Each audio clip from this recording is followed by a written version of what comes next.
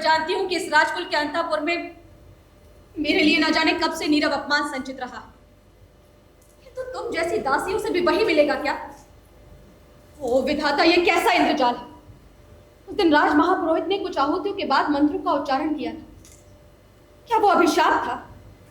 इस राजकुल में हर कोई एक रहस्य छिपाए हुए चलता है, बोलता है फिर मौन हो जाता है। क्या तुम मुंह हो? तुम बोल ना सको, मेरी बातों का उत्तर ना दे सको, इसीलिए मेरी सेवा में नियुक्त की गई हो? क्या इस पूरे राजकुल में एक भी संपूर्ण मनुष्यता का दर्शन नहीं मिलेगा? जिधर देखो उधर बौने कुबड़े हिजड़े गूंगे बहरे। प्रत्येक स्थान और समय बोलने योग्य नहीं होते देवी। कभी कभी मौन रह जाना बुरी बात नहीं है। मुझे अपनी दासी ही समझिए। अवरोध के भीतर मैं गूंगी हूँ, परंतु यहाँ संदिग्ध ना रहने के लिए मुझे ऐसा ही करना पड़ता है। क्या तुम बोल सकती हो? फिर एक कपट आचरण किस लिए? एक पीड़ित की प्रार्थना सुनाने के लिए। कुमार चंद्रगुप्त को आप भूल न गई होंगी। वही ना, जो मुझे बंदनी बनाने के लिए गए थे। ये आप क्या कह रही हैं? कुमार को तो स्वयं अपने भीषण भविष्य का पता नहीं। प्रत्येक क्षण उनके प्राणों पर संदेह करता है। उन्होंने पूछा है कि मेरा अपराध क्या है। उनका अपराध? उनका अपराध मैं क्या जानूं? तो क्या कुमार भी बंदी है? कुछ कुछ वैसा ही समझिए देवी। क्या महाराजा धीराज से कहकर आप उनका कुछ उपकार कर सकेंगी? भला मैं क्या कर सकूंगी? मैं तो स्वयं अपने प्राणों का मूल्य नहीं समझती। राजा का मुझ पर कितना स्नेह है ये भी मैं नहीं जानती। विलासिनियों के साथ मदिरा में उन्मत्त, उन्हें अपने आनंद से अवकाश ही कहाँ। फिर तो अदृष्ट ही कुमार के जीवन का सहायक होगा। अपने पिता का दिया हुआ स्वत्व और राज्य का अधिकार तो उन्होंने छोड़ ही दिया। इसके अतिरिक्त अपनी एक अमूल्य निधि भी। अमूल्य निधि? अमूल्य निधि वो क्या? वो अत्यंत गुप्त है देवी, परंतु प्राणों की भिक्षा मांगते हुए मैं कह सकूंगी। नहीं, रहने दो। छिपी हुई बातों से मैं वैसे ही घबरा उठती हूँ। बस ये कहो कि मनुष्य के भीतर ये देवता को निकालकर राक्षस कहाँ से घुसाता है? कुमार की सुंदर सरल मूर्ति देखकर कोई भी प्रेम से पुलकित हो सकता है, परंतु उन्हीं का भाई आश्चर्य। कुमार को इतने में ही संतोष होगा कि कोई विश्वास पूर्वक उन्हें स्मरण कर लेता है। रही अभ्युदय की बात, सो तो उन्हें अपने बाहुबल और भाग्य पर ही विश्वास है। परंतु फिर भी उन्हें कोई साहस का ऐसा कार्य नहीं करना चाहिए जिससे उनकी स्थिति और भी भयानक हो जाए।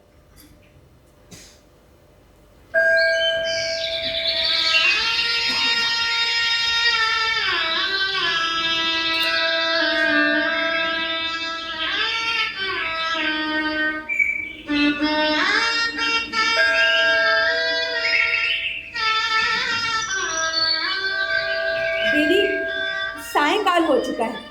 वनस्पतियां शिथिल होने लगी हैं। देखिए ना, व्योम विहारी पक्षियों का झुंड प्रसन्न कोलाहल से अपने नीड़ों में वापस लौट रहा है। क्या अभी भीतर चलने की इच्छा नहीं है? भीतर क्यों नहीं चलूंगी, किंतु ये तो कहो कि मेरा नीड़ कहाँ है? वह तो एक स्वर्ण पिंजर है। देवी,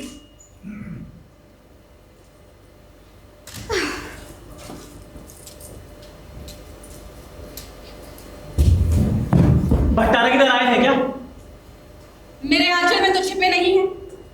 भीतर ढूंढो, किसी कुंज में होंगे। क्षमा कीजिएगा महादेवी, मैं महाराज को खोजता हुआ इधर आ गया हूँ। मैंने कहा ना, यहाँ नहीं है। भीतर ढूंढो, होंगे किसी कुंज में।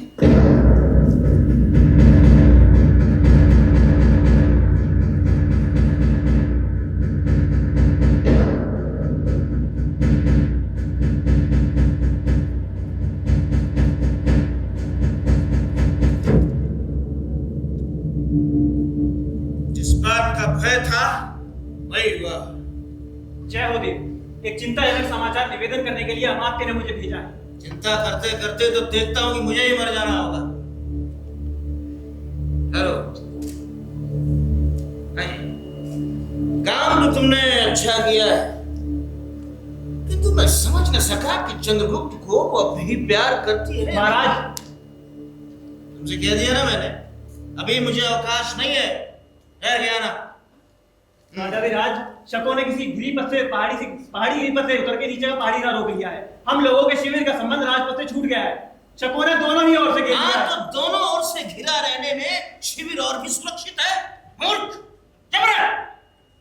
महाराज, अमात्य युद्ध परिषद में आपकी प्रतीक्षा कर रहे हैं। अरे युद्ध तो यहाँ भी चल रहा है, देखता नहीं? जगत की अनुपम सुंदरी मुझसे स्नेह नहीं करती और मैं हूँ यहाँ का राजा धीराज।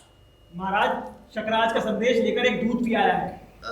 किंतु ध्रुव देवी, उसके मन में टीस है। जो स्त्री दूसरे के शासन में रह के प्रेम किसी अन्य पुरुष से करती है, उसके मन में तो एक गंभीर और व्यापक रस उद्वेलित रहता होगा। वही तो नहीं। जो स्त्री चंद्रगुप्त से प्रेम करे, वो न जाने कब घात कर बैठे। भीतर भीतर न जाने कितने कुचक्र चलने लगेंगे। ध्रुव देवी से कह देना चाहिए कि वो मुझे और केवल मुझसे ही प्रेम करे। केवल महादेव बन जाना ठीक नहीं। देव, एक आवश्यक कार्य से आना पड़ा।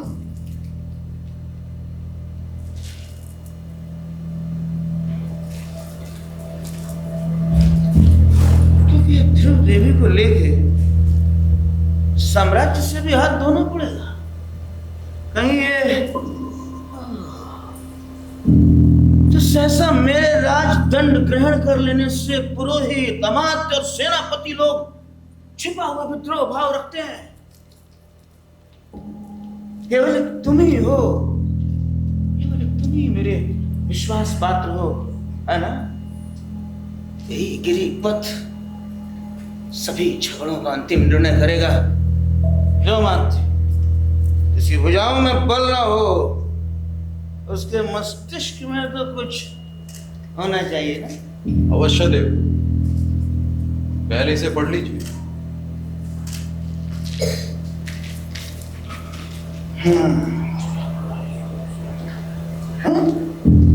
क्योंकि मत सब कुछ इतना आकस्मिक हुआ कि कुछ भी सोचने समझने का अवसर ना मिला।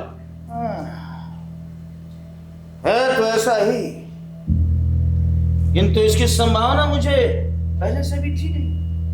और हाँ, एक बात भी इसमें मेरे प्रतिकूल नहीं है। ओह, तब तो महाराज ने अवश्य कुछ सोच लिया हो। मेघ संकुल आकाश की भांति जिसका भविष्य गिरा हो, उसकी बुद्धि को तो बिजली के समान चमकना ही चाहिए ना। कह दो, सोचा तो है, किंतु क्या तुम उसका समर्थन करोगे? यदि नीतियुक्त हुआ तो अवश्य समर्थन करूंगा। सबके विरोध करने पर भी आर्य सम्राट समुद्रगुप्त की इच्छा के प्रतिकूल मैंने आपका समर्थन किया था। नीति शास्त्र के अनुसार केवल ज्येष्ठ राज। अरे वो सब तो मैं जानता हूं, किंतु इस समय जो प्रश्न सामने है उस पर विचार कर लेना चाहिए।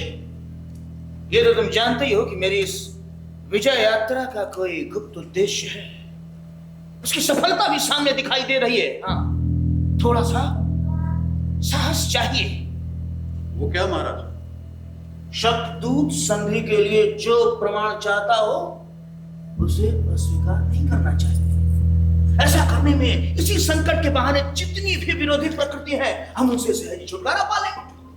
भविष्य के लिए चाहे ठीक हो, किंतु इस समय तो हमें बहुत से विघ्नों का सामना करना पड़ेगा। अरे पर तुम्हारी बुद्धि कब काम आएगी?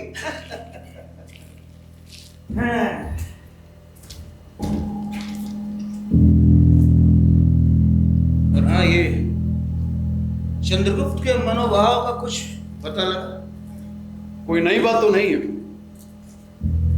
देखता हूं कि पहले मुझे अपने अंतःपुर के विद्रोह का ही दमन करना होगा। ध्रुव देवी के मन में चंद्रगुप्त की आकांक्षा धीरे धीरे जागृत हो रही है। वो असंभव नहीं है महाराज, किंतु इस समय आपको दूत से साक्षात करके प्रस्तुत राजनीति पर ही ध्यान देना चाहिए। ये एक विचित्र बात है कि प्रबल पक्ष संधि के लिए संदेश भेजे। विचित्र हो या सचित्र मात्र, हमारी राजनीतिकता इसी में है कि भीतर और बाहर के सब शत्रु एक ही चाल में परास्त हो। अवश्य महाराज। चलो चलो।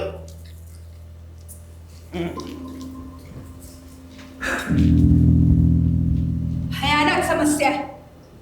मूर्खों ने अपने स्वार्थ के लिए साम्राज्य के गौरव का सर्वनाश करने का निश्चय कर लिया है। सत्य है। जब वीरता भागती है तो उसके पैरों से राजनीतिक छल छंद की धूल उड़ती। ये सब समाचार शीघ्र ही कुमार चंद्रगुप्त को देना होगा। गूंगी के अभिनय से महादेवी के हृदय का आवरण तनिक सा हटा है, किंतु वो थोड़ा सा स्निग्ध भाव भी कुमार के लिए कम महत्व नहीं रखता।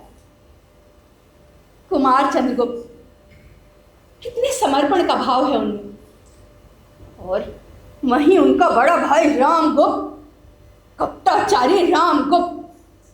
ओह, जी करता है इस कलुषित वातावरण से दूर विस्मृत में स्वयं को कहीं छिपा लूं। परंतु नंदा, विधाता ने तुझे क्यों बनाया? नहीं, मुझे अपना हृदय कठोर कर अपना कर्तव्य करने के लिए यहीं रुकना होगा। न्याय का दुर्बल पक्ष ग्रहण करना ही होगा।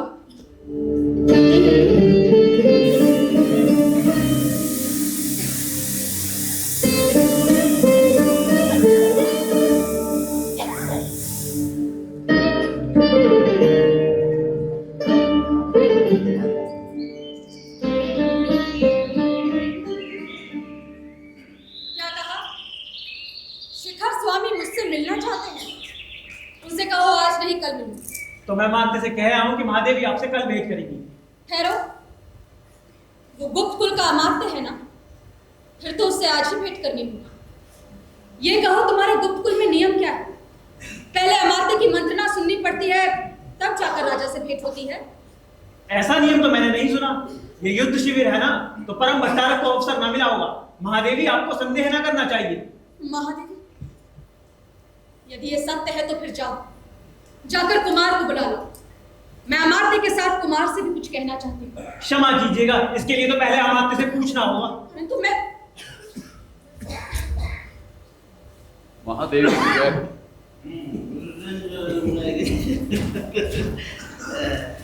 माँ देवी की जय हो। स्वागत महाराज। याद हो रहा है कि होगा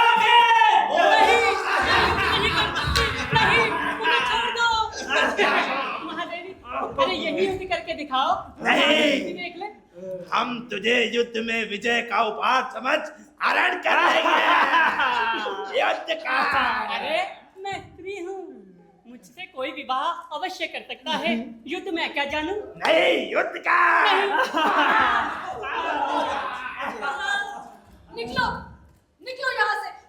ऐसी निर्लज्जता का नाटक मैं यहाँ नहीं देखना चाहती। अरे अरे सुन तो दिग्विजयी। अमात्य, आज ही मैं महादेवी के पास आया और आप भी आ गए। एक विलक्षण घटना है ना? एक अति आवश्यक कार्य से आना पड़ा देव। ओह, मैं तो भूल ही गया। वो बर्बर शकराज क्या चाहता है? मैं युद्ध ना करूं, इतना ही तो ध्यान है। युद्ध करना कोई अच्छी बात तो है ना? नहीं देव, वो कुछ और भी चाहता है। क्या कुछ सहायता भी मांग रहा है? नहीं देव, वो बहुत ही अशिष्ट और असंगत बात कर रहा है। हाँ? क्या? देव, आप तो जानते हैं कि दूध अवध्य होता है, हाँ। इसलिए उसका संदेश सुनना ही पड़ा। उसका कहना है कि शकराज और महादेवी ध्रुव स्वामिनी का शकराज विवाह संबंध स्थिर हो चुका था, किंतु इसी बीच आर्य सम्राट समुद्रगुप्त की विजय यात्रा के कारण महादेवी के पिता ने उनको गुप्त कुल में उपहार स्वरूप भेज दिया। इसलिए वो महादेवी को तो क्या वो महादेवी को मांगता है? हाँ देव, और साथ ही अपने सामंतों के लिए मगध के सामंतों की स्त्रियां भी मांगता है। ठीक ही है। अब जब उसके पास सामंत हैं तो उनके लिए स्त्रियां भी चाहिए। हाँ, क्या ये बात सच है कि महादेवी के पिता ने शकराज से उनका संबंध स्थिर कर लिया था? देव, इस विषय में मुझे कुछ नहीं पता। इस विषय में तो महादेवी ही बता सकती है। महादेवी, अमात्य क्या पूछ रहे हैं? आपके इस प्रथम संभाषण के लिए मैं कृतज्ञ हूँ महाराज। किंतु मैं ये भी जानना चाहती हूँ कि आपका ये गुप्त साम्राज्य क्या स्त्री संप्रदान से ही बड़ा है? अमात्य, उत्तर दीजिए महादेवी के प्रश्न का। अब मैं क्या कहूँ मां, शत्रु पक्ष का यही संधि संदेश है। यदि स्वीकार ना हो, युद्ध कीजिए। शिविर दोनों ओर से घिर चुका है, या तो उनकी बात मानिए या या मरकर भी कुल मर्यादा की रक्षा कीजिए, अन्य कोई उपाय नहीं है। क्या प्राण देने के अतिरिक्त दूसरा कोई उपाय है ही नहीं? तब तो महादेवी से पूछिए। और आप यहाँ दोनों कुकड़ों हिजड़ों का नाटक देखेंगे? मैं जानना चाहती हूँ कि किसने सुख दुख में मेरा साथ न छोड़ने की प्रतिज्ञा अग्निवेदी के सामने की है। किसने की है? किसने की है? कोई बोलता है? क्या मैं राजाधिराज रामगुप्त की महादेवी नहीं हूँ? क्यों नहीं है? किंतु रामगुप्त ने ऐसी कोई प्रतिज्ञा नहीं की। अरे मैं तो उस दिन द्राक्षासों में डुबकी लगा रहा था, जाने इन पुरोहितों ने क्या क्या पढ़ा दिया। इन सब बातों का बोझ मेरे सिर पे दादा भी नहीं। तो फिर ये तो हुई राजा की व्यवस्था। अब सुनो, मंत्री महोदय क्या कहते हैं? मैं यही कहूंगा देवी कि राज्य की रक्षा की उचित सम्मति देना ही मेरा कर्तव्य है। राजनीतिक सिद्धांत में राज्य की रक्षा सभी उपायों से करने का आदेश है। उसके लिए राजा, रानी, कुमार, अमात्य सबका विसर्जन किया जा सकता है, किंतु राज विसर्जन अंतिम उपाय। वाह वाह, क्या कहा तुमने! तभी लोग तुम्हें नीति शास्त्र का बृहस्पति कहते हैं। तुम्हें चाहे बृहस्पति कहते हो चाहे शुक्र, अमात्य धूर्त होने से ही मनुष्य भूल नहीं कर सकता। कहीं तुमने समुद्रगुप्त के पुत्र को पहचानने में कोई भूल तो नहीं की? कहीं भ्रम से किसी दूसरे को राज सिंहासन पर तो नहीं बैठा दिया? क्या कहा तुमने? क्या कहा? मैं सिर्फ इतना कहना चाहती हूँ कि आप लोगों ने स्त्री को पशु संपत्ति समझकर उस पर अत्याचार करने का अभ्यास बना लिया है, किंतु वो मेरे साथ नहीं चल सकता। तुम एक नारी का गौरव, उसका सम्मान नहीं बचा सकते, तो तुम लोग उसे बेच भी नहीं सकते हो। किंतु हाँ, आप लोगों को आपत्ति से बचाने के लिए मैं स्वयं ही यहां से चली जाऊंगा। राजनीति में इन सब बातों का कोई स्थान नहीं है। तो फिर देख, नियमों के अनुरूप यदि संधि का पूर्ण रूप से पालन ना किया जाए तो संधि का कोई अर्थ नहीं है। तो फिर तो इस राष्ट्र रक्षा यज्ञ में रानी की बलि होगी ही। दूसरा कोई उपाय नहीं है। दूसरा कोई उपाय नहीं तो ना हो। निर्लज अमात्य, मैं फिर ऐसा प्रस्ताव सुनना नहीं चाहती। अरे इतनी छोटी सी बात के लिए इतना बड़ा उपद्रव! अमात्य, मेरा तो कंठ सूखने लगा है, मेरी मदिरा लाइए।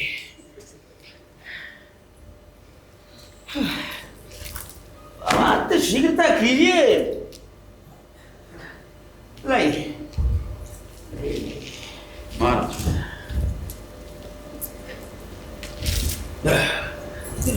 अब मैं चाहती हूं कि अमात्य अपनी मंत्रणा गृह में जाए। मैं रानी ही नहीं, अभी तो एक स्त्री भी हूं, और मुझे अपने को पति कहलाने वाले पुरुष से कुछ बातें करनी है, राजा से नहीं।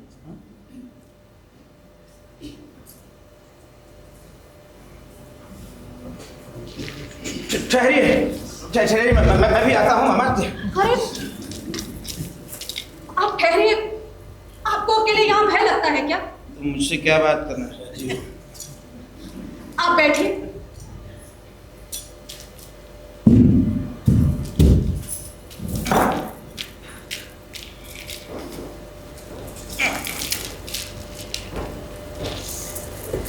देखिए, मेरे पिता ने उपहार स्वरूप मेरा कन्यादान किया था, किंतु क्या गुप्त सम्राट अपनी पत्नी शत्रु को उपहार में दे देंगे?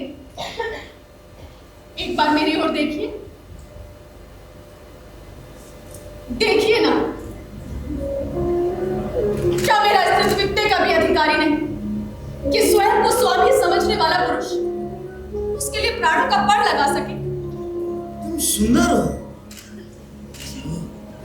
कितनी सुंदर हो, किंतु सोने की कटार पे मुग्ध होके कोई उसे अपने हृदय में तो नहीं डुबो सकता ना। तुम्हारी सुंदरता, तुम्हारा नारित्व अमूल्य हो सकता है, किंतु मैं स्वयं के लिए कितना आवश्यक हूँ कदाचित ये तुम नहीं जानती। तुम्हें कुल की वधू मैं वो सब कुछ नहीं जानता। राजा, राजा मेरी रक्षा करो, मैं तुम्हारे शरण की प्रार्थनी हूँ। मैं स्वीकार करती हूँ कि मैं तुम्हारे विलास की सहचरी नहीं हुई, परंतु मेरा वो अहंकार भी चूर्ण हो गया है। राजा, मैं तुम्हारी होकर रहूं। एक राजा के पास संपत्ति होने पे उसे बहुत सी स्त्रियां और नारियां मिलती हैं, पर व्यक्ति का मान नष्ट होने पर फिर नहीं मिलता। राजा, तुम्हारी घातक स्पर्श बहुत ही उत्तेजनापूर्ण है। नहीं, तुम मेरी रानी नहीं नहीं नहीं नहीं, तुम उपहार की वस्तु हो और मैं तुम्हें उपहार स्वरूप किसी और को भेंट करना चाहता हूं, तो तुम्हें आपत्ति क्यों हो? निर्लज्ज, क्लीन। मैं उपहार में देने की वस्तु शीतलमणि नहीं हूं। मेरा हृदय उष्ण है, उसके रक्त में कलर लालिमा है, उसमें आत्मविश्वास की ज्योति है। मैं स्वयं उसकी रक्षा करूंगी। क्या क्या तुम मेरी हत्या करोगी? तुम्हारी हत्या नहीं, पशु की तरह तुम्हारा पुत्र जीवन उससे न लूंगी। मैं अपना ही जीवन समाप्त करूंगी। तुम्हारे मर जाने के बाद उस पर शकराज के पास किसको भेजा जाएगा? मैं कहती हूँ तुम जाओ यहाँ से। हत्या हत्या हत्या हत्या किसकी हत्या हत्या किसकी हत्या किसकी? माधवी माधवी रुकिए रुकिए माधवी रुकिए, छोड़िए माधवी छोड़िए। मैं अभी आना था क्या कुमार? तुम जाओ यहाँ से। मुझे अपने अपमान में निर्वसन नग्न देखने का किसी पुरुष को अधिकार नहीं। मुझे स्वयं को मृत्यु की चादर से ढक लेने दो। किंतु क्या कारण सुनने का भी मैं अधिकारी नहीं हूं? तुम सुनोगे? हाँ, तुम आ गए हो तो थोड़ा ठहरूंगी। जीवन के लिए कृतज्ञ आभारी होकर किसी और के अभिमान पूर्ण आत्म विज्ञापन का भाग होती रहूं। क्या यही विधाता का निष्ठुर विधान? छुटकारा नहीं? क्या ये मेरा अपना जीवन भी मेरा अपना नहीं है? देवी, ये जीवन विश्व की संपत्ति है। प्रमाद से, क्षणिक आवेश से या दुख की कठिनाइयों से उसे नष्ट करना उचित तो नहीं। गुप्तकुल लक्ष्मी आज ये छिन्नमस्तक अवतार क्यों धारण करना चाहती है, मैं भी तो जानूं। हाँ, तुम आ गए हो तो थोड़ा ठहरूंगी। उस दिन चामर सज्जित अश्व पर चढ़कर तुम ही आए थे ना मेरे साथ। मुझे अपने साथ ले आने में तुम्हारा ये मुखमंडल इतना प्रसन्न क्यों था? मैं गुप्तकुल वधु को आदर सहित ले आने के लिए गया था, फिर प्रसन्न क्यों ना होता? तो फिर मुझे शक शिविर में पहुंचाने के लिए तुमको मेरे साथ उसी प्रकार चलना होगा। महादेवी, ये कैसा परिहास है? तुम्हारी परिहास नहीं, ये राजा की आज्ञा है। ये युद्ध अब मेरा उपहार दिए बिना नहीं टल सकता। नहीं, ये नहीं हो सकता, ये नहीं हो सकता। जिस मर्यादा के लिए, जिस महत्व को स्थिर रखने के लिए मैंने राजदंड न ग्रहण करके अपना मिला हुआ अधिकार छोड़ दिया, उसका यह अपमान? नहीं महादेवी, मेरे जीवित रहते आर्य समुद्रगुप्त के स्वर्गीय गर्व को इस तरह पददलित न होना पड़ेगा। और भी एक बात है, मेरे हृदय के अंधकार में प्रथम किरण सी आकर जिसने अज्ञात भाव से अपना मधुर आलोक ढाल दिया था, उसको भी भूलने का प्रयत्न मैंने इसलिए किया क्योंकि मैं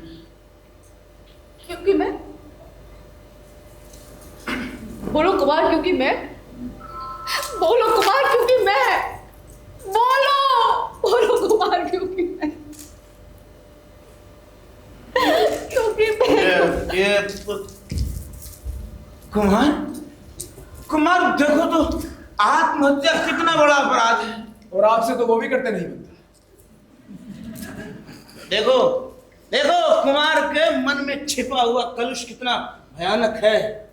कुमार, विनय गुप्त कुल का सर्वोत्तम गृह विधान है, ये ना भूलना चाहिए। हम आते तभी तो तुमने ये व्यवस्था दी है कि महादेवी को देकर भी संधि की जाए। यही तो है विनय की पराकाष्ठा। ऐसा विनय प्रवंचकों का आवरण है जिसमें शील ना हो, और शील परस्पर सम्मान की घोषणा करता है। कापुरुष, अरे समुद्रगुप्त का सम्मान उसके लिए मुझे प्राण दंड दिया जाए, मैं सहर्ष उसे स्वीकार करने के लिए तैयार हूं, किंतु राजा और राष्ट्र की रक्षा होनी ही चाहिए। राजा अपने राष्ट्र की रक्षा करने में असमर्थ हो, क्या तब भी उस राजा की रक्षा होनी ही चाहिए? अमात्य, ये कैसी विवशता है? तुम मृत्यु दंड के लिए उत्सुक, महादेवी आत्महत्या के लिए प्रस्तुत, फिर ये हिचक क्यों? एक बार अंतिम बल से परीक्षा कर देखो, बचोगे तो राष्ट्र और सम्मान बचेगा, नहीं तो सर्वनाश। अरे बंदा, भला तू कहां से ये उत्साह भरी बात कहने आ गई? अमात्य, सुना तुमने ये स्त्री क्या कह रही है? दुर्भिसंधि, छल, मेरे प्राण लेने का कौशल। तो आओ हम सब स्त्री बन जाएं और बैठ कर रोएं।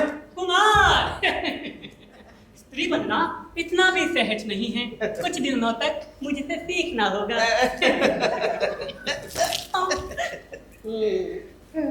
तुम नहीं बन सकते, तुम्हारे ऊपर तो बड़ा ही कठोर आवरण है। कुमार मैं शपथ खा करके कह सकती हूँ, अगर मैं अपने हाथों से आपको सजा दूं तो आपको देख करके महादेवी का भ्रम हो जाएगा। हाँ अच्छा चल सजा, चल निकल। नहीं कुमार, निकल। कुमार उसे छोड़ो कुमार। यहाँ पर एक वही नपुंसक तो नहीं है, और भी है। तुम किस किस को निकालोगे? अमात्य तो ठीक है, तुम्हारी ही व्यवस्था रही। हाँ, इसमें तुम्हारे सहयोगी उस हिजड़े की सम्मति भी मुझे अच्छी लगी। मैं ध्रुव स्वामिनी बनकर अन्य सामंत कुमारों के साथ शक शिविर में जाऊंगा। यदि सफल रहा तब तो कोई बात ही नहीं, अन्यथा मेरी मृत्यु के पश्चात तुम लोग जैसा उचित समझना वैसा करो। नहीं कुमार, मैं तुम्हें न जाने दूंगी। इस तुच्छ दुर्बल नारी जीवन के लिए इतने महान उत्सव की आवश्यकता नहीं है। छोड़ो छोड़ो, सबके सामने ये कैसी निर्लज्जता। अरे बारे लज्जाशील पुरुष, वो शकराज का देवी बनाकर भक्ति भाव से मेरी पूजा करेगा, ये पाप है। एक व्यक्ति जो मेरे स्नेह के लिए अपने प्राणों का बलिदान दे सकता हो, जो मेरे स्नेह, किंतु छोड़ो, तुम्हें उससे क्या। राजाधिराज आज्ञा दीजिए। कुमार जो बता रहे हैं वही उपाय सही है, किंतु राजनीतिक दृष्टि से महादेवी का वहां जाना आवश्यक है। महादेवी का जाना आवश्यक है? क्यों आवश्यक है? यदि उन्हें ही जाना पड़ा तब मेरे जाने से क्या लाभ? तब मैं ना जाऊंगा। नहीं, ये मेरी आज्ञा है। सामंत कुमारों के साथ जाने के लिए प्रस्तुत हो जाओ। किंतु मेरे जाने से कुमार, कोई... हमारा जाना निश्चित ही है,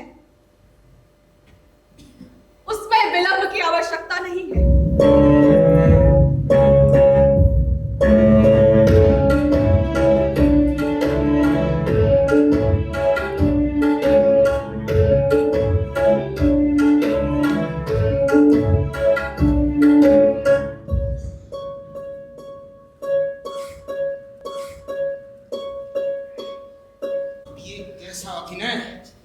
मुझे तो पहले ही संदेह था, आज तुमने उसे प्रमाणित कर दिया। निर्लज्ज, प्लीज मुझे कलंक कलिमा के कारागार में बंद कर हर वाक्य के धुएं से दम घोटकर मार डालने की चेष्टा न करो। आज मेरी असहायता मेरा निर्लज्ज जीवन बढ़ाने के लिए तत्पर है। मैं एकांत चाहती हूँ, एकांत।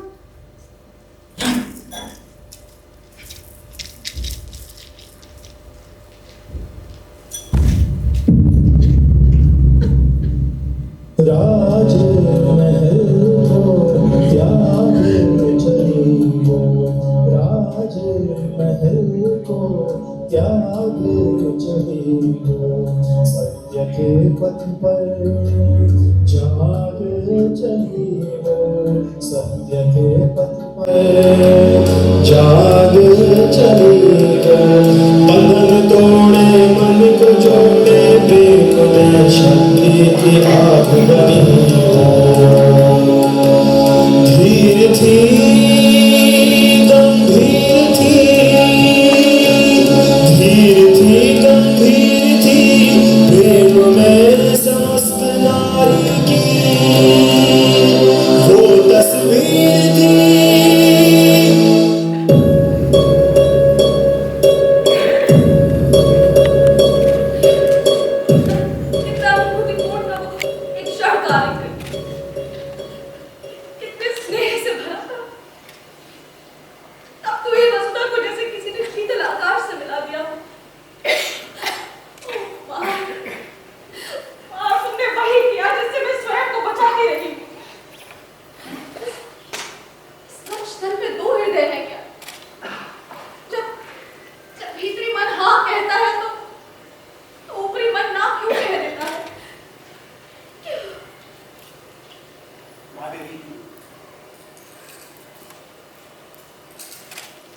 महादेवी, हम प्रस्तुत हैं, किंतु आपके साथ शक शिविर में जाने के लिए तैयार हैं।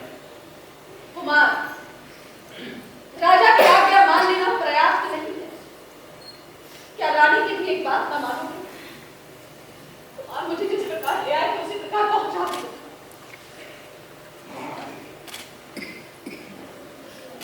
मैं अकेले ही जाऊंगा। मृत्यु और निर्वासन का सुख तुम अकेले ही प्राप्त कर लेना चाहते हो? ये नहीं हो सकता। तुम जानते हो ना राजा की इच्छा क्या है? तुमसे और मुझसे एक साथ छुटकारा। और वैसे मृत्यु के गहवर में प्रवेश करते समय मैं तुम्हारी ज्योति बन के बुझ जाने की कामना करती हूं। और तुम्हारा वो ध्रुव स्वामिनी का वेश, यदि यह ध्रुव स्वामिनी ही ना देती तो वो किस काम का?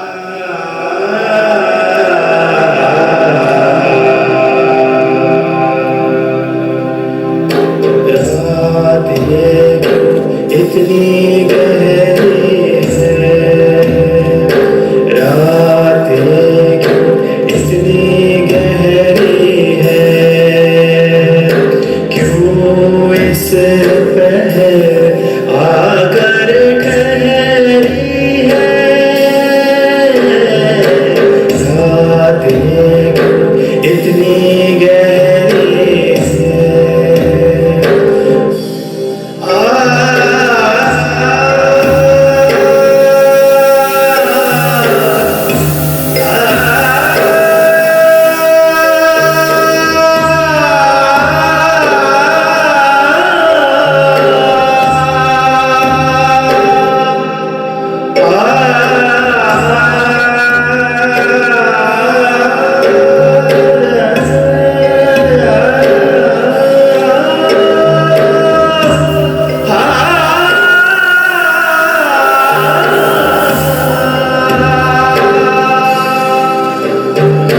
जीवन भर का जो मेल था, मानो जैसे शब्दों का खेल था, क्या यही है नियति मेरी,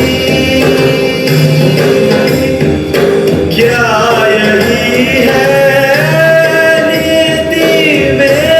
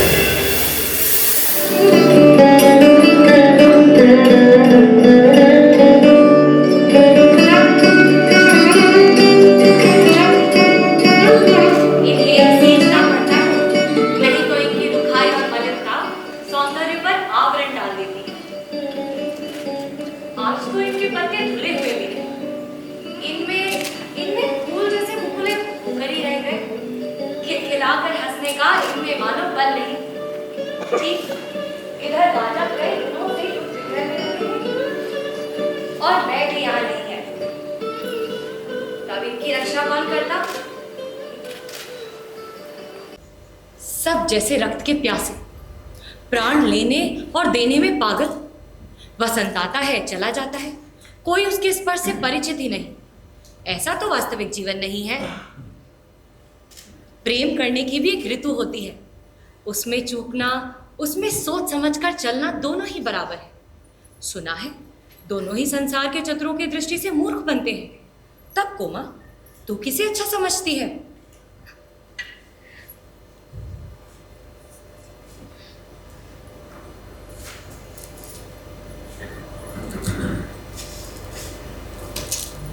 किंगल अभी तक नहीं आया? क्या उसे बंदी कर लिया गया? नहीं, यदि वो अंधे नहीं है तो उन्हें अपने सिर पर खड़ी विपत्ति दिखाई देनी ही चाहिए। विपत्ति तो दोनों ही ओर है। हमें भी रक्त की नदियां बहानी पड़ेंगी। हृदय बड़ा ही व्यथित हो रहा है। इस एकांत में बैठ जाऊं और अपने बिखरे हुए मन को संभाल लूं। Comma, comma. हाँ राजा, क्या आज्ञा है? आज्ञा नहीं कोमा, मैं तुम्हें आज्ञा नहीं दूं। इतनी रूठी हुई क्यों बात कर रही? रूठने का सुहाग मुझे मिला ही कब? आजकल जिस भीषण परिस्थिति में मैं हूं, उसमें अन्य मनस्क होना स्वाभाविक है। ये तुम्हें भूलना नहीं चाहिए कोमा। तो क्या आपकी दुश्चिंताओं में मेरा भाग नहीं? मुझे उससे अलग रखने से क्या वो परिस्थिति सहन हो रही है? मैं तुम्हारे हृदय को दुर्भावनाओं में डालकर व्यथित नहीं करना चाहता। इस समय मेरे सामने जीवन और मरण का प्रश्न है। प्रश्न स्वयं किसी के सामने नहीं आता। मैं तो समझती हूँ मनुष्य उन्हें जीवन के लिए उपयोगी समझता है, मकड़ी की तरह लटकने के लिए अपने आप ही जाल बुनता है।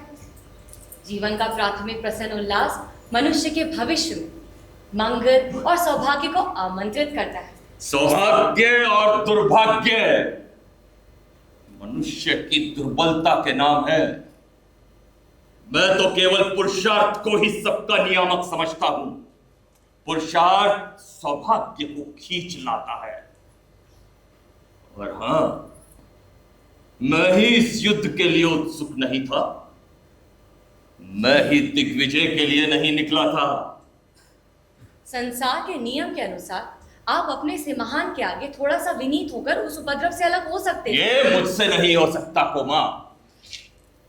अभाव में लघुता में मनुष्य यदि अपने आप को महत्वपूर्ण ना दिखाए तो क्या अच्छा नहीं है? ये ज्ञान अभी रहने दो कोमा। यदि मैं किसी से बड़ा नहीं हूं तो छोटा भी नहीं होना चाहता।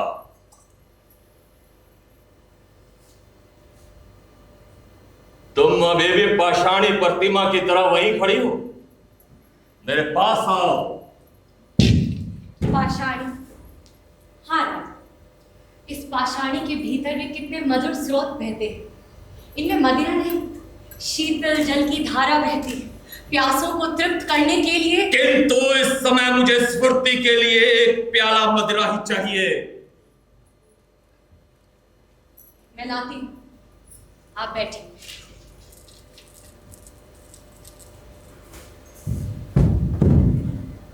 महाराज। कहो जी, क्या समाचार है? मैंने उन्हें अच्छी तरह समझा दिया महाराज। हाँ। हमारा अवरोध दृढ़ है। उन्हें दो में से एक करना ही होगा, या तो अपने प्राण दे, अन्यथा मेरे संधि के नियमों को मान ले। तो वो समझ गए। दूसरा कोई उपाय ही कहा था महाराज। ये छोकरा राम को समुद्रगुप्त की तरह दिग्विजय करने चला था, किंतु उसे इन बिहार पहाड़ी घाटियों का परिचय नहीं मिला था महाराज। सब बातों को समझकर वो संधि के नियमों को मानने के लिए बाध्य हुए। सच कहते हो तुम? हाँ महाराज।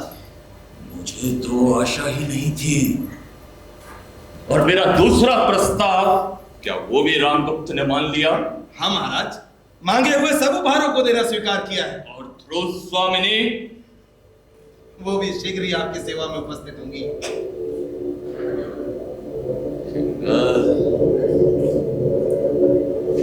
सुंदर समाचार दिया है तुमने।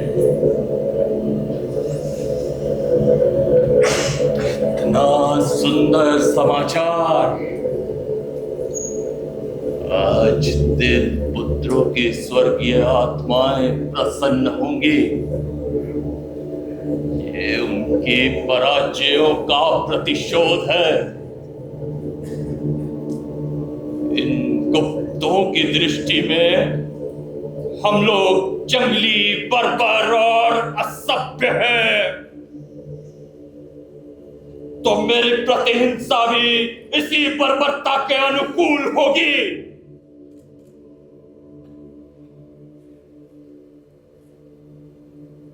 मैंने अपने शूर सामंतों के लिए स्त्रियां मांगी थी, उसका क्या हुआ? वो भी साथ ही आएंगी महाराज।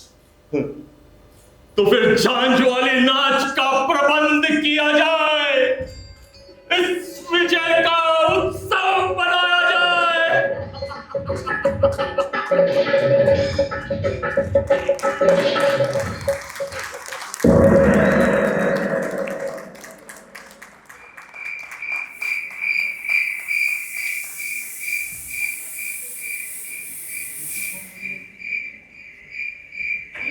अतिथि के आगमन की सूचना हो गई। दुर्ग के द्वार भी शीघ्र ही बंद हो जाएंगे। यह बड़ा ही चंचल हो रहा है। महाराज महाराज महाराज, हाँ, दुर्ग तोरण में शिविकाएं आ गई हैं। तो फिर विलंब क्यों? शीघ्र ही ले आओ। किंतु रानी की एक प्रार्थना है महाराज। क्या? वो पहले आपसे एकांत में भेंट करना चाहते हैं। क्यों? क्योंकि उसकी मर्यादा महाराज। मर्यादा? जिन्हें भाग्य ने छूटने के लिए विवश कर दिया हो, उनके हृदय में मर्यादा का महत्व और भी अधिक बढ़ जाता है। ये उनकी दयनीय दशा है। आज वो आपकी रानी होने आ रही हैं। तुम मध्यस्थ हो ना? ठीक है, मैं उससे एकांत में मिलूंगा। जाओ।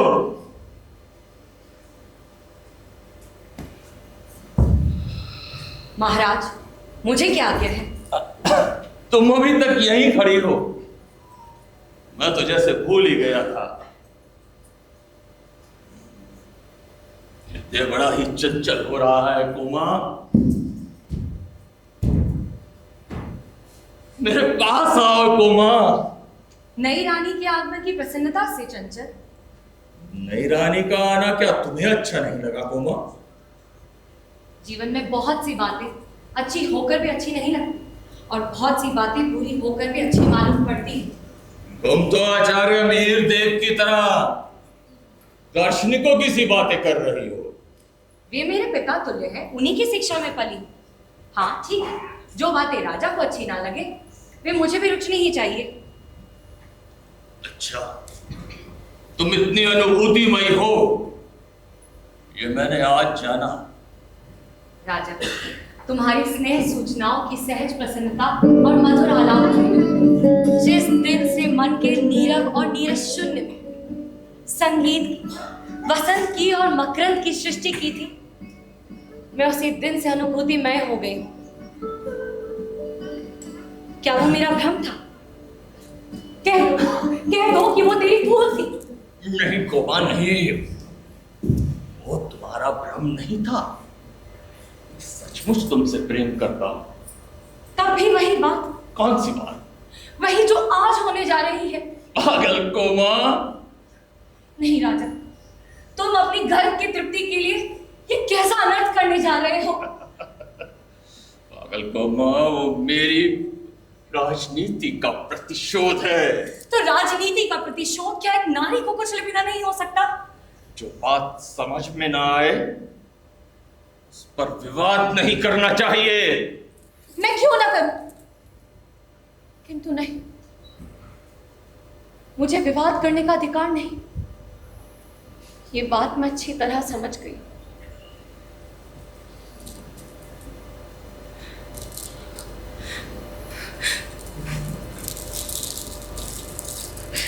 कोमा,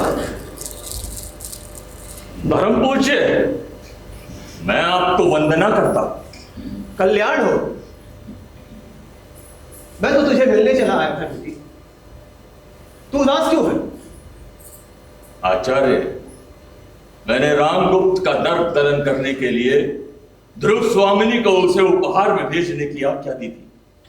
आज ध्रुव स्वामिनी मेरे दुर्ग में है और कोमा को इससे आपत्ति है। ऐसे काम में तो आपत्ति होनी ही चाहिए राजा। स्त्री का सम्मान नष्ट करके तुम जो भयानक अपराध करोगे उसका परिणाम क्या अच्छा होगा?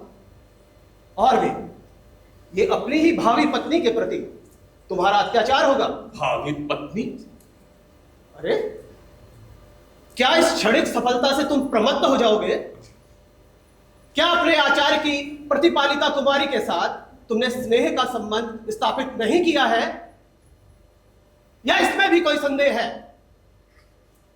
राजा, स्त्रियों का स्नेह और विश्वास भंग कर देना किसी कोमल तंतु को तोड़ देने से भी सहज है, परंतु सावधान होकर उसका परिणाम भी सोच लो। मैं समझता हूं आप मेरे राजनीतिक कार्यों में हस्तक्षेप ना करें तो अच्छा होगा। राजनीति राजनीति हम मनुष्यों के लिए सब कुछ नहीं है, और राजनीति के पीछे नीति से हाथ ना धो बैठो, जिसका विश्व मानव के साथ व्यापक संबंध है। राजनीति की इन साधारण छलनाओं से सफलता प्राप्त करके क्षण भर के लिए तुम स्वयं को चतुर समझने की भूल कर सकते हो, लेकिन इस भीषण संसार में एक प्रेम करने वाले हृदय को खो देना सबसे बड़ी हानि है शकराज।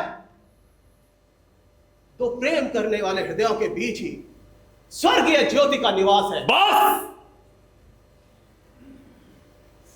बहुत हुआ। आपके महत्व की भी कोई सीमा होगी। अब आप यहां से नहीं जाते हैं तो मैं ही चला जाता हूं।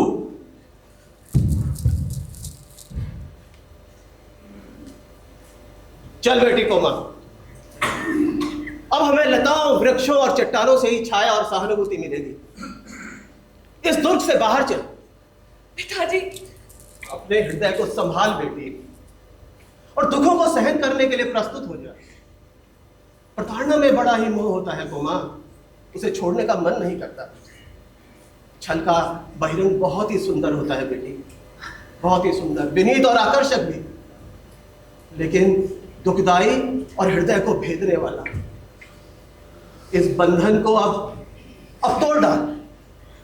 पिताजी, लेकिन एक क्षण के लिए मुझे। तो तू नहीं मानती तो वो देख, नील लोहित रंग का धूमकेतु अविचल भाव से इस दुर्ग की ओर कैसा भयानक संकेत कर रहा है। तो इस क्षण मुझे। पागल लड़की, ठीक है, मैं फिर आऊंगा। तू सोच ले, विचार कर ले। जाना ही ठीक है। फिर मन में ये कैसी उलझन। मुझे जाना चाहिए, यही ठीक। पिताजी ठहरिए, मैं आती हूँ। कोमा, जाती हूँ राजा। कोमा, कहाँ जाओगे? पिताजी के साथ। ओह, आचार्य के पास। लगता है बहुत दुखी होकर के गए। हाँ, इस धूमकेतु को दिखाकर उन्होंने कहा है कि मेरा इस दुर्ग में रहना मंगल है। ओह, भयानक, भयावनी पूंछ वाला धूमकेतु, आकाश का उच्छृंखल पर्यटक, नक्षत्र लोक का अभिशाप। कोमा, आचार्य को बुलाओ, वो जैसा कहेंगे मैं वही करूंगा। इस समंगल की शांति होनी ही चाहिए कोमा। वे बहुत चिढ़ गए हैं, अब उन्हें प्रसन्न करना सहज ना होगा। वे मुझे अपने साथ लिवा ले जाने के लिए मेरी प्रतीक्षा। कोमा, कहाँ जाओगी? पिताजी के साथ। और मेरा प्रेम, मेरा स्नेह, क्या सब भूल जाओगी? प्रेम का नाम न लो। वो एक पीड़ा थी जो छूट गई, उसकी कसक भी धीरे धीरे दूर हो जाएगी। राजा, मैं तुमसे प्रेम नहीं करती। मैं तो तुम्हारी दर्द से दीपमयी पुरुष मूर्ति की पुजारी थी, जिसमें धरती पर अपने पैरों पर खड़े रहने की दृढ़ता थी। इस स्वार्थ मलिन कलुष से भरी मूर्ति से मेरा परिचय नहीं। जो अपनी तेज की अग्नि में सब कुछ भस्म कर सकता है, उसका आकाश के नक्षत्र कुछ बना बिगाड़ नहीं सकते। तुम आशंका मात्र से दुर्बल, कंपित और भयभीत हो। कोमा, मुझे बचाओ, मुझे बचाओ कोमा। चाहती हूँ राजा, पिताजी मेरी प्रतीक्षा करते। कोमा, कोमा, मुझे बचाओ।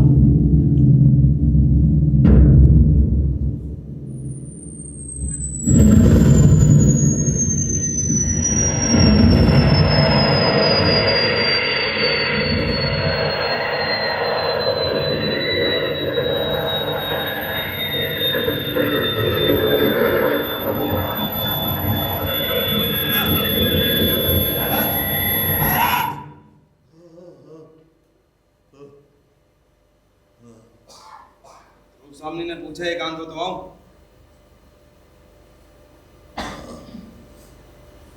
एकांत है।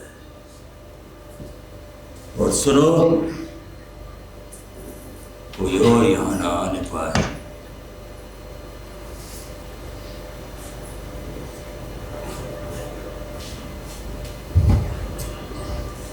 क्या इसका कोई उपाय नहीं? इस समंगल की शांति होनी चाहिए। आचार्य को प्रसन्न करना ही होगा। ब्रह्मा के पास जाना होगा। तो स्वामिनी, नहीं, इस समंगल की शांति के लिए मुझे गोमा को प्रसन्न करना ही होगा।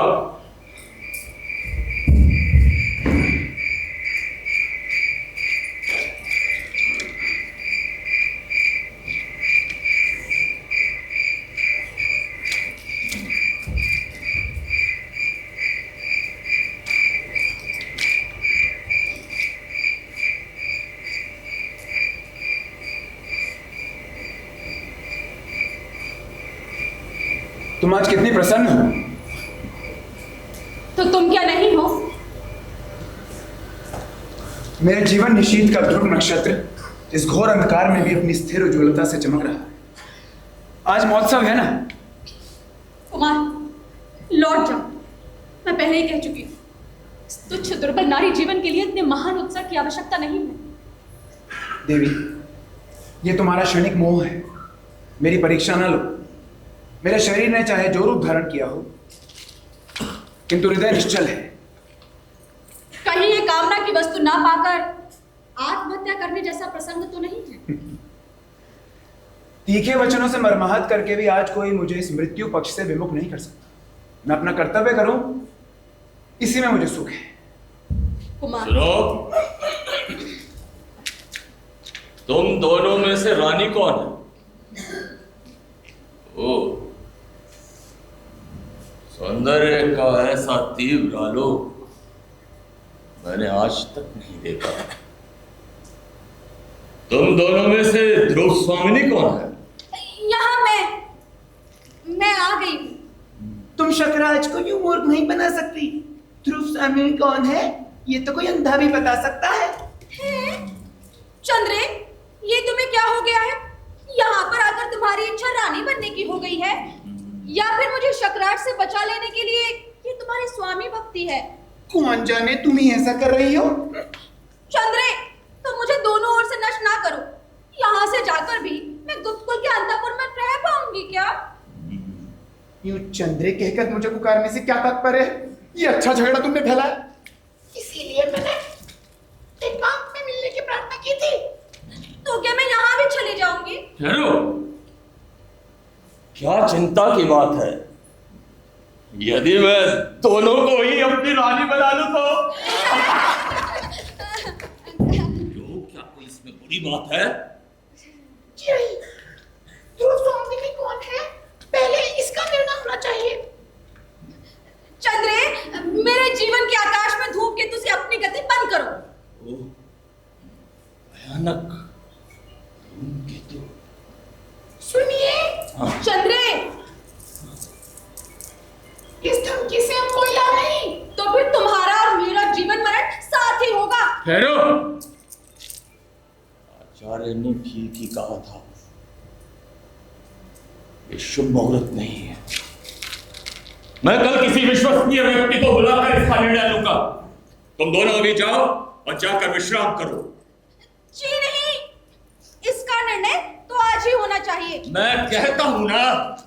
वारे कहने वाले, कौन प्रपंचक? मैं चंद्रगुप्त, तुम्हारा काल, तुम्हारे शौर्य की परीक्षा लेने आया हूं। सावधान!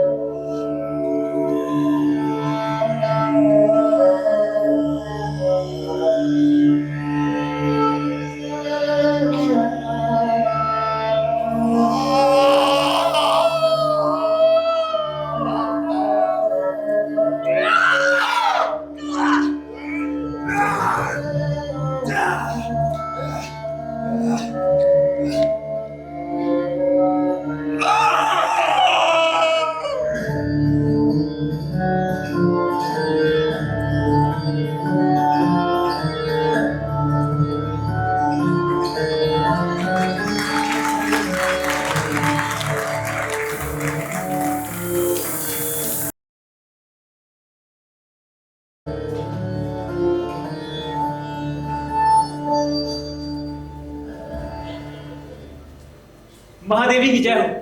विजय का समाचार सुनकर राजाधिराज भी दुर्ग में आए हैं।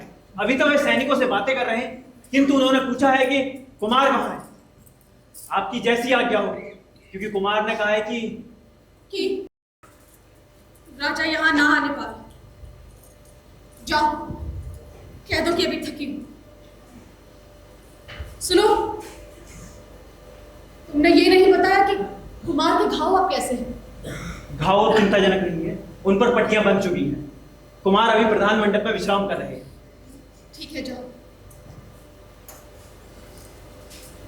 भाभी बधाई है। नहीं, महादेवी क्षमा करें। मन्ना, आज भूल से ही तुमने बहुत प्यारी बात कही। क्या उसे भी वापस लौटा लेना चाहती हो? यदि वह सत्य होती तो क्या इसमें भी संदेह है? मुझे तो संदेह का इंद्रजाल दिखाई पड़ रहा है। मैं ना तो महादेवी हूं और ना ही तुम्हारी भाभी। स्वस्ति न इंद्रो वृद्धश्रवाः स्वस्ति न पूषा विश्ववेदाः स्वस्ति नस्ताक्षर्यो अरिष्टनेमिः स्वस्ति नो बृहस्पतिर्दधातु। शांति शांति शांति। आर्य, आप यहाँ? हाँ, ऐसे उपद्रवों के बाद शांति कर्म अनिवार्य हो जाता है, इसलिए मैं स्वस्थ ध्यान के लिए आया था। किंतु आप तो कहते हैं कि आप महादेवी है ही नहीं।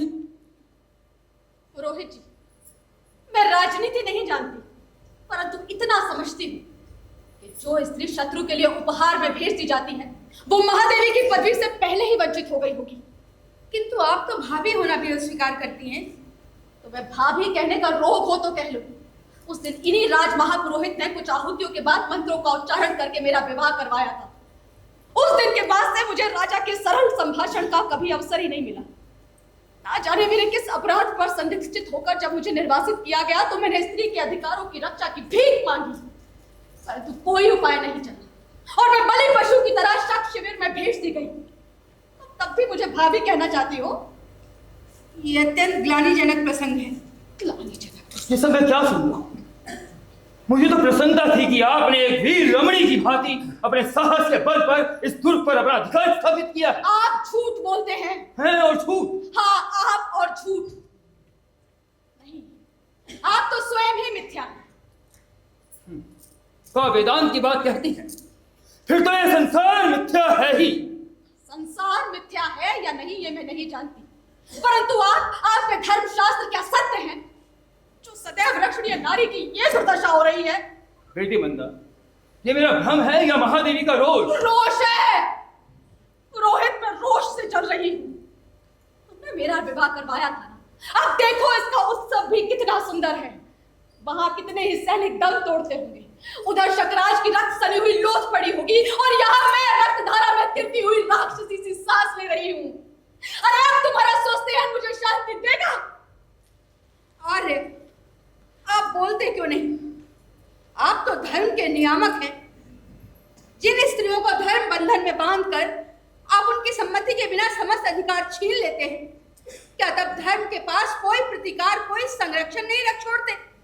क्या भविष्य के सहयोग की कोरी कल्पना मात्र से संतुष्ट रहने की आज्ञा देकर आप विश्राम ले लेते हैं? नहीं नहीं, स्त्री और पुरुष का परस्पर विश्वसनीय अधिकार, रक्षा और सहयोगी विवाह कहलाता है। और यदि ऐसा ना हो तो विवाह और धर्म मात्र खेल हैं। विवाह और धर्म खेल है या नहीं ये मैं नहीं जानती, परंतु एक परित्यक्ता नारी का मृत्यु मुख में जाना ही मंगल है। उसे तुम्हारे शांति और स्वस्थ की आवश्यकता नहीं है। ये सब मैं क्या सुन रहा हूं? मुझे विश्वास नहीं होता है। और यदि सब बातें सत्य है तो मुझे एक बार धर्मशास्त्र फिर से देखना होगा। ओम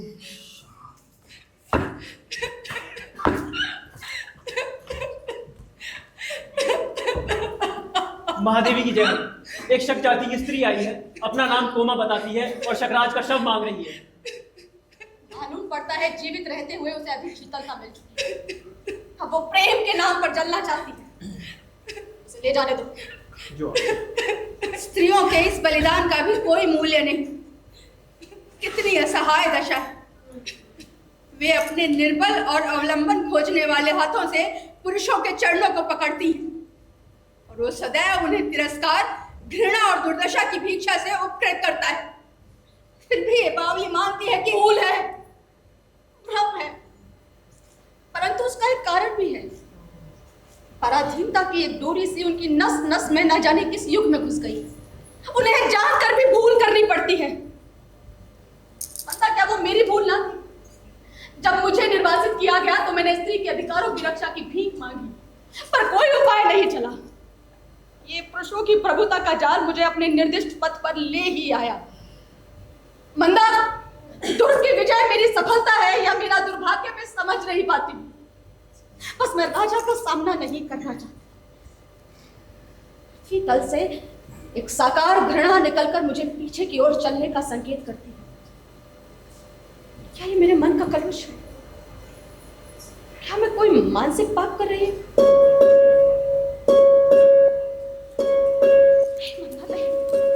महादेवी, नारी हृदय जिसके मध्य बिंदु से हटकर शास्त्र का एक मंत्र कील की तरह गड़ गया है और जो उसे अपने सरल प्रवर्तन चक्र में घूमने से रोक रहा है। निश्चय ही ये कुमार चंद्रगुप्त की अनुरागिनी है। कौन? कौन? अरे कुमार, मंदा, अभी थोड़ा विश्राम करते। मंदा, मुझे कहाँ विश्राम?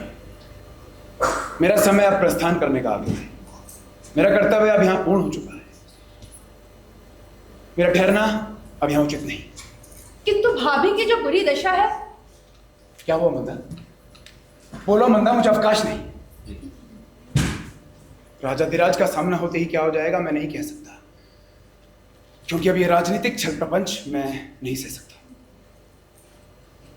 किंतु उन्हें इस अवस्था में छोड़कर आपका जाना क्या उचित होगा? और वो क्यों नहीं कहती मंदा? तो क्या वो भी कहना होगा कुमार? महादेवी बनने से पहले ध्रुव स्वामिनी का जो मनोभाव था, क्या वो आपसे छिपा है? किंतु अब उन बातों से क्या लाभ? हृदय में नैतिक साहस, वास्तविक प्रेरणा और पौरुष की पुकार एकत्र करके सोचिए तो कुमार कि अब आपको क्या करना चाहिए।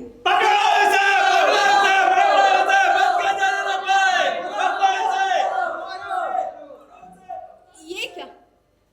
और महादेवी कहाँ गई? देखूं तो।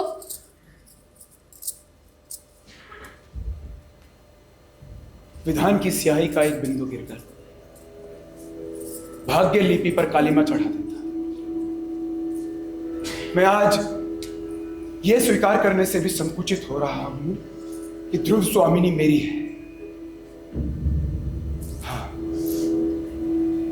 वो मेरी है। मैंने आरंभ से ही उसे अपनी संपूर्ण भावना से प्रेम किया है। मेरे हृदय के गहन अंतःस्थल की मूक स्वीकृति आज बोल रही है। मैं पुरुष हूं नहीं। मैं अपनी आंखों से अपना वैभव और अधिकार दूसरों को अन्याय से छीनते देख रहा हूं, और मेरी वाग्दत्ता पत्नी आज मेरे ही अनुत्साह से मेरी न रही। ये कैसी विडंबना है? चंद्रगुप्त ये शील का कपट मोह प्रवंचना है। मैं जो हूं वही तो स्पष्ट रूप से प्रकट न कर सकता। तुम अपनी कायरता को विनय के आवरण में कब तक छिपा सकोगे चंद्रगुप्त? कब तक? कुमार, शकराज का शव ले जाते हुए आचार्य और उनकी कन्या का राजाधिराज के साथी सैनिकों ने वध कर डाला।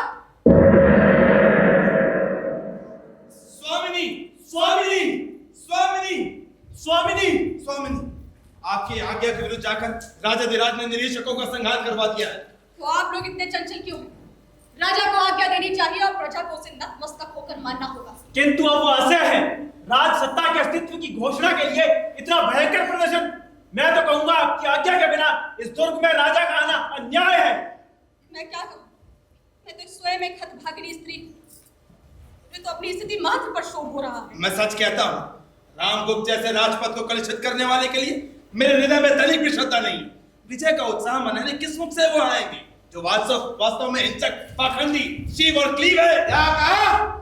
फिर से तो कहना। गुप्त काल के गौरव को काल कालिमा के सागर में निमज्जित करने वाले। चुप रहो। क्या तुम लोग किसी के बहकावे से आवेश में आ गए हो? कुमार, ये सब क्या हो रहा है? नीच, अखंडित पामरों, तुम्हें इस धृष्टता का क्रूर दंड भोगना होगा। बंदी करो इन्हें। महाराज। कुमार रक्षा कीजिए हमारी। कुमार बताइए। कुमार, मैं कहती हूँ कि प्रतिवाद करो। इस अपराध के लिए दंड ग्रहण कर रहे हो। कुचक्र करने वाले क्या बोलेंगे? और वो जो बोल सकते हैं, जो अपनी पवित्रता की दुंदुभी बजाते हैं, वो सब के सब साधु होते हैं ना। कुमार कहते क्यों नहीं कि तुम्हारा यही अपराध है कि तुमने कोई अपराध नहीं किया। महादेवी, तुम्हारा ढोंग कोई नहीं सहेगा, तुम्हारा कुर्त दुर्दैव भी नहीं। चुप रहो महादेवी। कौन महादेवी? राज की शैया पर जो क्रीत दासी की तरह भेज दी गई हो, वो भी महादेवी? आश्चर्य। देवी, इस राजनीतिक चातुर्य में तुम चुप रहो। प्रवंचना के पुतले, तुम चुप रहो। तो तुम महादेवी नहीं हो। मैं मनुष्य की दी हुई इस उपाधि को वापस लौटाती हूँ। और मेरी सहधर्मिणी? अब धर्म ही इसका निर्णय करेगा। तो इसमें भी संदेह? इसे आप अपने हृदय से पूछिए। अब मैं वास्तव में आपकी सहधर्मिणी हूँ। महाराज। पुरोहित जी, आप अभी यहाँ से चले जाइए। नहीं, मैं नहीं जाऊंगा। प्राणी मात्र के अंतःस्थल से जागृत होने वाले महान विचारक धर्म की आज्ञा को मैं नहीं चल सकता। जो प्रश्न अपनी गंभीरता में भीषण हो, आप सबको विचलित कर रहा है, उसका उत्तर देने का अधिकार मुझे प्राप्त है। विवाह और धर्म शास्त्र में घनिष्ठ संबंध होता है। आप सत्यवादी ब्राह्मण हैं, कृपा करके बतलाइए। देवी, मैं समझता हूँ कि इस विवाद को अब अधिक नहीं बढ़ाना चाहिए। नहीं, मेरी इच्छा इस विवाद का अंत करने की है और आज ये निर्णय हो ही जाना चाहिए कि मैं कौन हूँ। स्वामिनी, निर्लज्जता की भी एक सीमा होती है। और मेरी निर्लज्जता का दायित्व एक क्लीव का पुरुष पर है। स्त्री की लज्जा लूटने वाले उस दस्यु के लिए जब मैं भेज दी गई थी तब पुरुष में अनुरक्त हृदय अत्यंत कलुषित हो गया है। तुम कहा सर्पणी सी स्त्री, तुम्हें धर्म का तनिक भी भय नहीं। शिखर, इसे भी बंदी करो। ठहरिए महाराज, ठहरिए। मैं कहता हूँ, अगर तुम चुप न रहे तो तुम्हारी भी यही दशा होगी। पुरुषार्थ का इतना बड़ा प्रहसन, अबला पर ऐसा अत्याचार गुप्त सम्राट को शोभा नहीं देता महाराज। क्या करते हो? बंदी करो।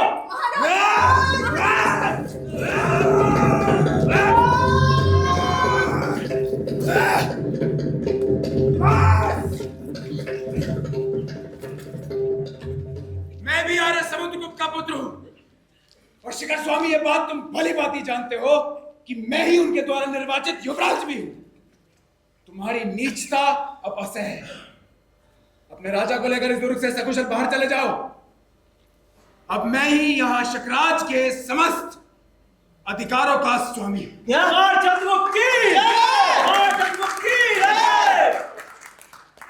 समस्त कुमारों को मुक्त करो।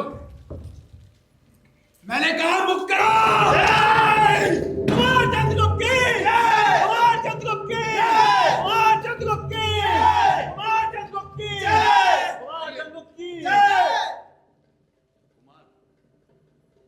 को समाप्त करने के लिए हम सबको परिषद का निर्णय मान्य होना चाहिए। मुझे आपके आधिपत्य से कोई विरोध नहीं है, किंतु सारा कार्य विधान के अनुकूल हो। मैं जितने भी कुल वृद्ध और सामंत यहाँ उपस्थित हैं, उनको लिवाने जाता हूँ।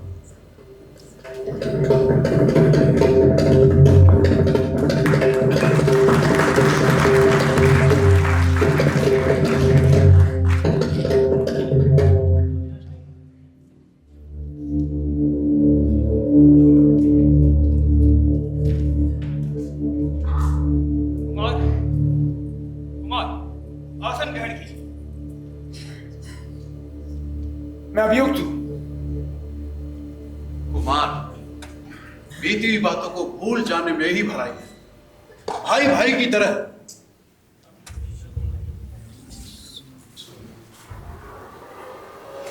कुमार, बीती हुई बातों को भूल जाने में ही भलाई, भाई भाई की तरह गले मिलकर गुप्त कुल का गौरव बढ़ाएंगे।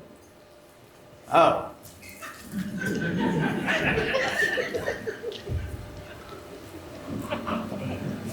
अमात्य, तुम गौरव किसे कहते हो? गौरव वो है कहीं? ये रोग जर्जर शरीर, उस पर अलंकों की सजावट, मलिनता और कलुष की ढेरी पर बाहरी कुमकुम केसर का लेप गौरव नहीं बढ़ाता। कुटिलता की प्रतिमूर्ति बोलो। मेरी वाग्दत्ता पत्नी और पिता द्वारा दिए हुए मेरे सिंहासन का अपहरण किसके संकेत से हुआ और किसके कहने पर तुमने मेरी करोगे अनुमत प्रलाप चंद्रगुप्त। तुम मेरे भाई हो ना, मैं तुम्हें क्षमा करता हूं। क्षमा मैं उसे नहीं मांगता, और क्षमा देने का अधिकार भी तुम अब खो चुके हो रामगुप्त। तुम अब राजा नहीं हो, तुम्हारे पाप प्रायश्चित की पुकार कर रहे हैं। इसीलिए न्यायपूर्ण निर्णय की प्रतीक्षा करो और अभियुक्त बनकर अपने अपराधों को सुनो। ये है गुप्त कुल की वधू ध्रुव स्वामिनी। मंदा! राजा का भाई मंदा का गला नहीं घोट सकता। यदि तुम में कुछ भी बुद्धि होती तो अपनी इस कुल मर्यादा एक स्त्री को शत्रु के दुर्ग में यूं न भेजते। भगवान ने स्त्रियों को उत्पन्न करके अधिकारों से वंचित नहीं किया है, किंतु तुम्हारी दस्यु वृत्ति ने उन्हें लूटा है। मेरी इस परिषद से प्रार्थना है, आर्य समुद्रगुप्त का विधान तोड़कर जिन लोगों ने भी राज किलविश किया हो, उन्हें दंड मिलना चाहिए। मंदा, ये तुम क्या कह रही हो? तुम्हारी नीचता की गाथा सुना रही हूँ। अनार्य, सुन नहीं सकते? तुम्हारी प्रवंचनाओं ने जिस नरक की सृष्टि की है, उसका अंत समीप है। ये साम्राज्य किसका है? आर्य समुद्रगुप्त ने किसे युवराज बनाया था? कुमार चंद्रगुप्त को या फिर इस क्लीव रामगुप्त को, जिसने छल और बल से एक स्त्री से विवाह करके उसे अन्य पुरुष की अनुरागिनी बताकर दंड देने की आज्ञा दी है। वही रामगुप्त जिसने कापुरुषों की तरह इस स्त्री को बिना विरोध किए शत्रु के दुर्ग में यूं ही भेज दिया था, तुम्हारे गुप्त साम्राज्य का सम्राट है। और ये ध्रुव स्वामी, जिसे कुछ समय तक तुम लोगों ने महादेवी कहकर संबोधित किया था, कौन है, क्या है और इसका अस्तित्व कैसा है?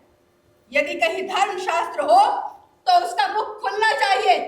शिखर, तुम मुझे अभी कुछ कहने दोगे या नहीं? देखो, तुम्हारे राज्य के विषय में मुझे कुछ नहीं कहना, और तुम जानो तुम्हारी राजनीति जाने, किंतु इस विवाह के विषय में मुझे अवश्य कुछ कहना चाहिए। कहिए देव, आप ही तो धर्मशास्त्र के मुख हैं। विवाह की विधि देवी ध्रुव स्वामिनी और रामगुप्त को एक भ्रांतिपूर्ण बंधन में बांध दिया है। धर्म का उद्देश्य इस तरह प्रदलित नहीं किया जा सकता। माता और पिता के प्रमाणों के द्वारा हुए धर्म विवाह केवल परस्पर द्वेष से टूट नहीं सकते, किंतु यह विवाह इन सभी प्रमाणों से विहीन है। और ये रामगुप्त ये मृत और प्रव्रजित तो नहीं, किंतु गौरव से नष्ट, आचरण से पतित और कर्मों से राज किलविशी क्लीव है। निर्भीक पुरोहित, तुम क्लीव शब्द का प्रयोग कर रहे हो। राजनीतिक दस्यु, तुम शास्त्रार्थ ना करो। क्लीव, भगवान श्री कृष्ण ने महाभारत में अर्जुन को क्लीव किस लिए कहा? जिसे अपनी स्त्री को दूसरे की अंगगामिनी बनने भेजने में संकोच ना हो, वो क्लीव नहीं तो और क्या है? मूर्ख, तुझे मृत्यु का भय नहीं? ब्राह्मण केवल धर्म से भयभीत होता है और अन्य शक्तियों को तुच्छ समझता है। तुम्हारे बधिक मुझे बांध सकते हैं, लेकिन धार्मिक सत्य बोलने से रोक नहीं सकते। और मैं स्पष्ट रूप से कहता हूं कि धर्मशास्त्र देवी ध्रुव स्वामिनी को रामगुप्त से मोक्ष की आज्ञा देता है। महादेवी ध्रुव स्वामिनी की जय! महादेवी ध्रुव स्वामिनी की जय! महादेवी ध्रुव स्वामिनी की जय! अनाथ, पतित, क्लीव रामगुप्त को साम्राज्य के राज सिंहासन पर बैठने का अधिकारी नहीं है, नहीं है, नहीं है। मैं तुम जैसे कुत्तों के भौंकने पर अपने न्यायपूर्ण अधिकार को नहीं छोड़ सकता, नहीं। किंतु परिषद का निर्णय तो मानना ही होगा। शिखर, तुम भी? नहीं, नहीं, मैं नहीं मानता ये, मैं नहीं मानता। रामगुप्त, तुम अभी इस दुर्ग से बाहर जाओ। ये परिवर्तन, तो क्या मैं सचमुच क्लीन हूं क्या?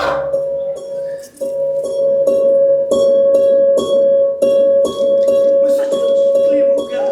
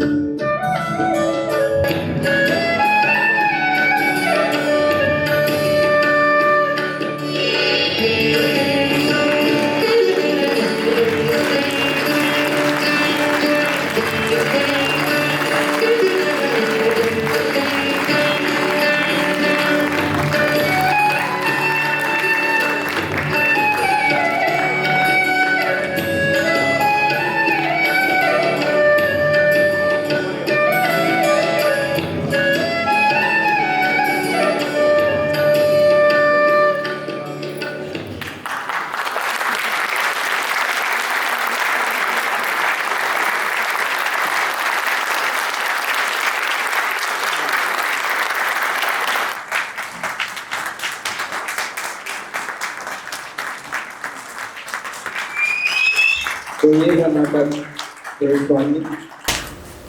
जीवन है जीतने का नाम। कहीं भी हो, किसी भी परिस्थिति में हो, कहीं भी हो, जीत के दिखाओ।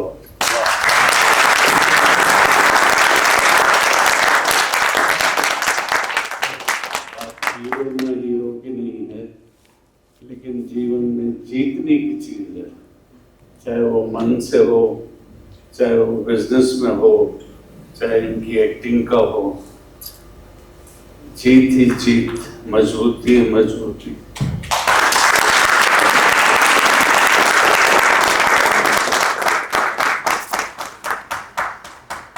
मैं कविता मैम को, जो कि जयशंकर फाउंडेशन की से हैं, आप प्लीज मंच पर आएं और हमें आशीर्वाद दें। Thank you so much.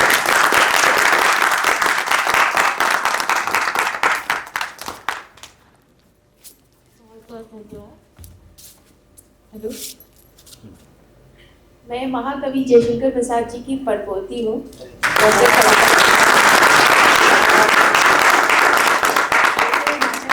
देखा है स्वामिनी, और मैंने 2018 में ही हंसराज कॉलेज में प्रियंका का देखा था, और मुझे इस आज पुनः देखने का अवसर मिला, और मैं इस बात से मुझे गौरव भी होता है कि प्रियंका खुद जो एक नारी है, और इस ध्रुव स्वामिनी नाटक का ये 8 सालों से तो मैं इसको देख ही रही हूँ, दिन पर करती रहती हैं, और साथ ही जो है निरंतर इस पे लगी रहती है, क्योंकि जयशंकर प्रसाद जी के जो नाटक हैं वो बहुत ही कठिन होते हैं, और उसका मंचन करना इतना सरल नहीं होता है।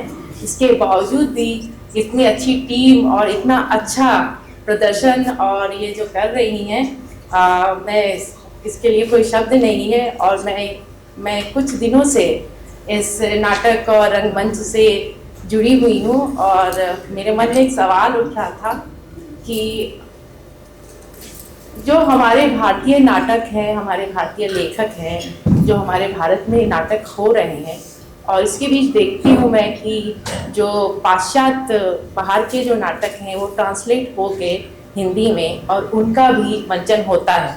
दिल्ली में भी मैकबेथ है, काफ़ी मैंने देखा है।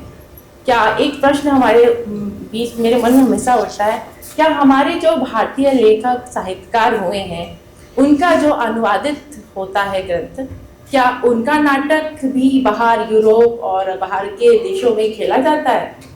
शायद ये एक बहुत बड़ा प्रश्न है, मेरे अंदर चल रहा है बहुत दिनों से, और हम ये चाहते हैं कि ये चीज़ जो है हम इस तरह से अपने जो साहित्य का जो नाटक कर रहे हैं उनको इतना प्रोत्साहन दें कि पूरा विश्व ये मजबूर हो जाए कि हमारे जो भारतीय साहित्य परंपरा है, ज्ञान परंपरा है, उसके भाषा को परिवर्तित करके वो अपने देश में भी इसका मंचन करें।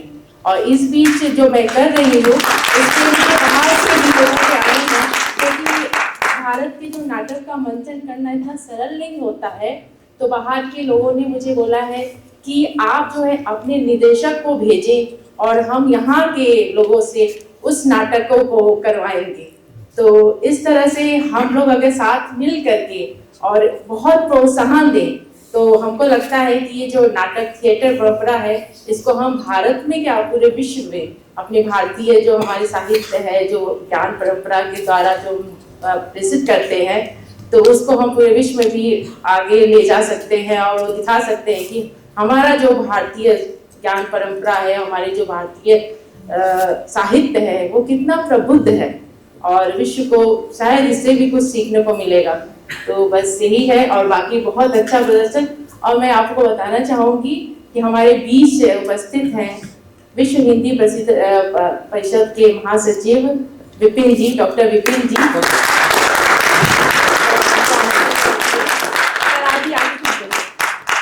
ये पूरे विश्व में हिंदी भाषा के संवर्धन के लिए काफी दिन से कार्यरत है। तो भारत आदिकाल से विश्व गुरु रहा है और उसके पीछे भारत का बहुत बड़ा योगदान है जो दुनिया को भारत ने काफ़ी कुछ दिया है, चाहे वो कला के क्षेत्र में हो, संस्कृति के क्षेत्र में हो, ज्ञान विज्ञान के क्षेत्र में हो। और इस सांस्कृतिक राष्ट्रवाद की बात हम लोग करते हैं, उसके पीछे जो कवि हैं, लेखक हैं, साहित्यकार हैं, उनका बहुत बड़ा योगदान है। इसलिए विश्व हिंदी परिषद ने कभी राष्ट्रपिता महात्मा गांधी पे, कभी राष्ट्रकवि रामदास दिनकर पे, ऐसे कई लेखकों कवियों को लेकर के अंतर्राष्ट्रीय सम्मेलन किया है। आज इस मंच से मैं घोषणा करता हूँ कि 2 दिवसीय अंतर्राष्ट्रीय सम्मेलन हम ये राष्ट्रकवि जयशंकर प्रसाद जी पे करूँगा, क्योंकि उनका जो नाटक है वाकई देखा बहुत अच्छा लगा। और आज के कार्यक्रम के लिए इसके निदेशक प्रियंका शर्मा जी को और उनके पूरे कलाकार साथियों को मैं बहुत बहुत साधुवाद देता हूँ। और विशेष साधुवाद कि जयशंकर प्रसाद जी की प्रपोत्री कविता जी ने मुझे आज यहाँ आमंत्रित किया, इसके लिए बहुत बहुत साधुवाद और आप सब लोगों को बहुत बहुत आभार। जय हिंद, जय हिंद। ध्रुव स्वामिनी, ध्रुव स्वामिनी, ध्रुव स्वामिनी, ध्रुव स्वामिनी, ध्रुव स्वामिनी, ध्रुव स्वामिनी, ध्रुव स्वामिनी।